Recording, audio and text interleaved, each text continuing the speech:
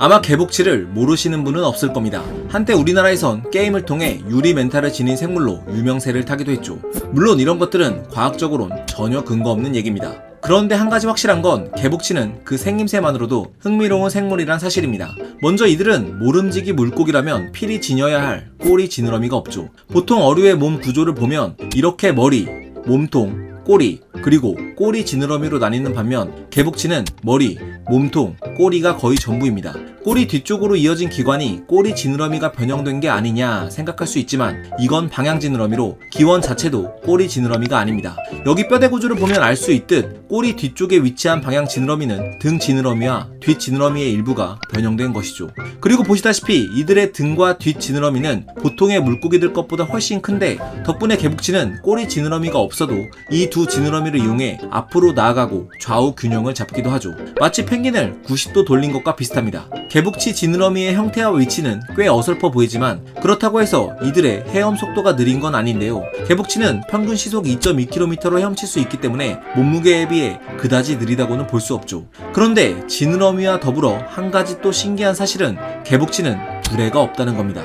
그렇다면 이들은 어떻게 부력을 얻는 걸까요? 답은 바로 젤라틴질 피하 조직에 있습니다. 책 개복치의 비밀을 쓴 개복치 전문가 사와이 에스로 박사는 여기 보이는 것처럼 개복치의 피하 조직은 다른 물고기들에 비해 엄청나게 두꺼운데 이를 통해 물속에서 부력을 얻을 수 있다고 밝혔죠. 실제로 그는 책에서 개복치의 뼈, 근육, 지느러미, 간, 소화기관, 피하 조직 등을 해체한 다음 바닷물이 담긴 수조에 넣으면 간과 젤라틴질 피하 조직만 물 위로 둥둥 뜬다고 언급하면서 개복치의 간은 상대적으로 작기 때문에 대부분의 부력은 피하 조직으로부터 얻는다고 덧붙였죠. 또 개복치 하면 빼놓을 수 없는 것 중 하나는 바로 거대한 몸집인데요. 우리에게 잘 알려진 개복치는 개복치, 남방개복치, 후드윙커 개복치까지 총 3종으로 이들은 보거목, 개복치과 개복치 속에 속하며 모두 큰 크기를 자랑합니다. 대부분 2m가 넘고 가장 큰 녀석은 3.3m에 달하죠. 무게 역시 2톤이 넘는 녀석들이 대부분으로 이들은 견고올 어류 중 가장 크고 무겁습니다. 태어날 때는 수밀리미터밖에 안 되는 녀석이 이렇게 거대해질 수 있다는 사실이 꽤 놀라운데요. 물론 작은 녀석도 있습니다. 개복치과에는 개복치 속 외에 물 개복치 속과 쐐기 개복치 속이 있는데 이 중 쐐기 개복치는 최대 크기가 1m에 불과한 소형 개복치죠.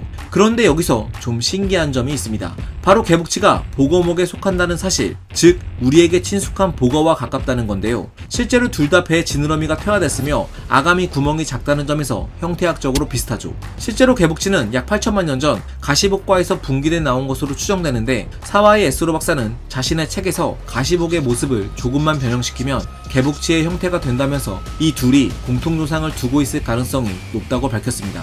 그리고 일부 과학자들은 보거의 경우 포식자로부터 몸을 보호하기 위해 가시와 독을 지니는 방향으로 진화한 반면 개복치는 덩치가 커지는 방향으로 진화의 경로를 밟아나갔을 것으로 보고 있죠.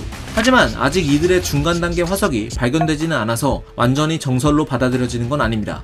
이처럼 개복치는 여전히 많은 부분이 베일에 감춰진 어류인데요. 이들의 미스터리한 행동 중 하나는 바로 가끔 수면 위로 올라와 마치 일광욕을 하듯 두둥실 떠있는 행동입니다. 개복치를 영어로 오션 선피쉬라고 부르는 이유도 바로 이 때문인데요. 도대체 얘네는 왜 이러는 걸까요?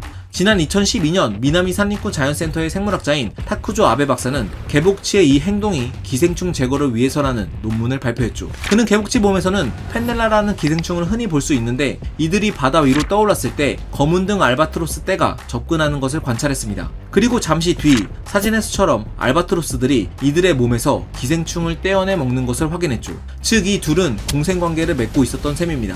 한 가지 재밌는 건 개복치도 숭어처럼 수면 위로 점프하는 행동을 종종 보이는데 일각에서는 이런 행동 역시 기생충 제거를 위해서라고 보는 견해도 있죠. 한편 기생충 가설 외에 변온동물인 개복치는 바다 깊은 곳에 살기 때문에 낮아진 체온을 다시 올리기 위해 수면 위로 올라온다는 주장도 있습니다. 그리고 개복치에 대해 잘못 알려진 사실 중 하나는 이들이 무려 3억 개의 알을 낳고 그 중에 고작 한두 마리만 살아남는다는 내용인데요. 이는 확인되지 않은 사실입니다. 3억 개의 알을 낳는다는 내용은 1921년 생물학자인 요하네스 슈미츠가 네이처에 기고한 글에서 비롯됐는데요. 여기 보이는 것처럼 그는 개복치의 난자에서 미성숙한 난세포를 3억 개 이상 발견했다라고 기술했죠. 난세포가 3억 개란 뜻과 알을 3억 개 낳는다는 뜻은 엄연히 다른 개념으로 이렇게 기술된 내용이 지금까지 지금까지 잘못 전해져 내려왔던 겁니다.